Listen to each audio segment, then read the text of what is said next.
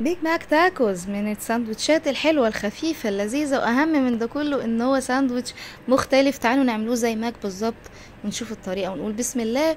ونجيب 3 اكواب معيارية من الدقيق، 3 اكواب كبار، يعني يعادلوا 125 جرام للكوب الواحد، ونص معلقة صغيرة ملح، ومعلقة ونص سكر، واخر حاجة الخميرة الفورية. دي المواد الجافة. وهبتدي احط 4 معالق كبار من الزبدة، ولو عندي زيت استبدلها بدل الزبدة مفيش اي مشكلة. اتوههم كده في الدقيق واعجن، ابتدي اعجن بالمية الدافية بتاعتي. اعجن عجن كويس خالص بالمية الدافية. ولو بنحب اللبن السايل ممكن نعجن بلبن سايل دافي، ممكن نحط لبن باودر ونعجن بمية دافية، بس انا عايزه اعملها اقرب للعيش الماك، عيش اللي بيعملوه في ماكدونالدز بالظبط، من غير لبن ولا اي اضافات. حطيت هنا اخر حاجه حبه البركه، انا نسيتها فحطيتها في الاخر، مفيش اي مشكله. واسيبها تخمر. خدت نص ساعة خميرة، وبعدين طلعتها وقطعتها ل6 كور كبار. لقيت حجم الكورة كبيرة فقسمتها نصين. يعني عملوا معايا بالظبط 10 ترغيفة. والله زي ما بقولكوا 10 كرات عملوا 10 ترغيفة. الكمية الجميلة دي من 3 اكواب دقيق بالظبط كده. نقدر نستبدل العيش البيج ماك بالتورتيلا، يبقى جميل جدا لو هنشتريه جاهز، او لو هنعمله في البيت نستغنى عن الخميره الفوريه ونريحها العجينه شويه ونشتغل فيها على طول. ده العيش التورتيلا لو هنعملها في البيت. نفرد بالمردانة او بالنشابة كويس خالص، نحاول نساوي قدر الامكان عشان نعملها رغيف متساوي، ويكون الحرف بتاعه رقيق جدا جدا، ونحطه في طاسة غير مدهونة غير لاصقة بالشكل ده، ونقلبه على الجهتين. اول ما يعمل الفقاقيع دي نقلبه على طول كده. هو خرج كل الهواء وبقى عيش ممتاز جدا جدا. علشان تسوية الرغيف تبقى قد بعضها ككور او كدويرة او كرغيف متساوي كله مع بعضه، عملت طبعا انا بين كل واحدة والتانية بغطيها بفوطة زي كده. عملت بغطا الحلة زي ما احنا شايفين، وحطيته تاني في الطاسة زي ما احنا شايفين، يعني علشان كله يبقى في سوا واحد. ودي الطريقة الافضل اللي انا حبيتها اكتر. بعد ما خلصت كل الكمية طبعا انا بغطيه، منساش اغطيه كويس علشان ما ينشفش مني. وعملت الكميه الرهيبه الجميله دي. عايزه اقول لكم ان ريحته كانت حلوه جدا و...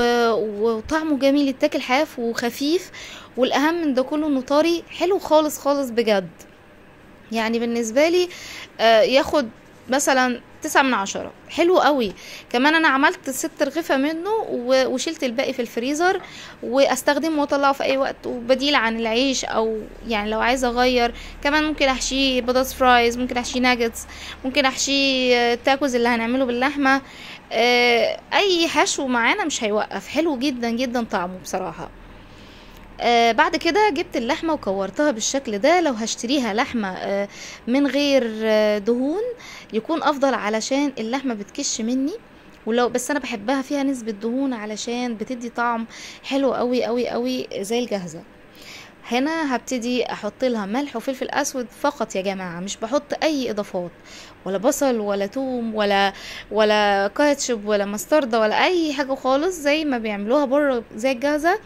ملح وفلفل فقط لا غير، عشان ما يضيعليش طعم اللحمه ويديني الطعم الاصلي بتاعي اللي انا محتاجاه في التاكوز. بعد ما جهزت رغيف زي ده، وابتدي ادهن الصينيه زيت وزبده على بعض، واحط اللحمه بالشكل ده. طبعا هتعمل تش كده كده هي تمام. طبعا النار عاليه علشان ما ينزلش اي عصاره من اللحمه وما تلزقش او ما تقعش مني في الطاسه بالشكل الجميل ده. وابتدي احط الشيدر وغطي عليها واهدي النار خالص لحد ما تسيح معايا الشيدر بالشكل ده. كده الساندوتش جاهز معايا. احضر الصوصات بتاعته اللي هي كاتشب ومايونيز وخيار مخلل مقطع وزيتون مخلل مقطع برضو، وهوت صوص، واخر حاجه باربيكيو صوص. نسيت كمان احط اضافه رهيبه رهيبه يا جدعان، العسل النحل او السكر، دي فاتتني بصراحه. جميل جدا جدا جدا لو كمان معاها عسل او سكر. اقلب كل الكلام الجميل ده واحضر بقى الساندوتش بتاعي واحط فيه براحتي. هحط حبة كده من الكابوتشي وسلايزات طماطم، كمان لو سلايزات بصل هتبقى حلوة جدا، البصل الاحمر ده هيدي طعم حلو خالص برضو. واخر حاجة اختم بيها الصوص بتاعي. بصوا جماعة، ساندوتش فظيع رهيب بمعنى الكلمة، خطير. كمان عملت جنبه بطاطس بتاعتي. طبعا لو هعمل البطاطس الفرايز العاديه عادي طبعا بتبقى اضافه حلوه جدا للتاكوز، بس انا عملت الفريسكس. عايزه اقول لكم ان هي خطيره، وحسسوني ان انا قاعده باكل فعلا في معك، يعني غيرت بس المكان مش اكتر في بيتي، وطبعا حاجه نظيفه وحاجه انا عاملاها بايدي. بصوا قرمشه رهيبه، الفريسكس رهيبه. آه عايزه اقول لكم ان هي خطيره، وان شاء الله هنزل لكم في صندوق الوصفه بتاعه البطاطس الفريسكس، رهيبه، جربوها وما تنسونيش في اللايك. احلى لك من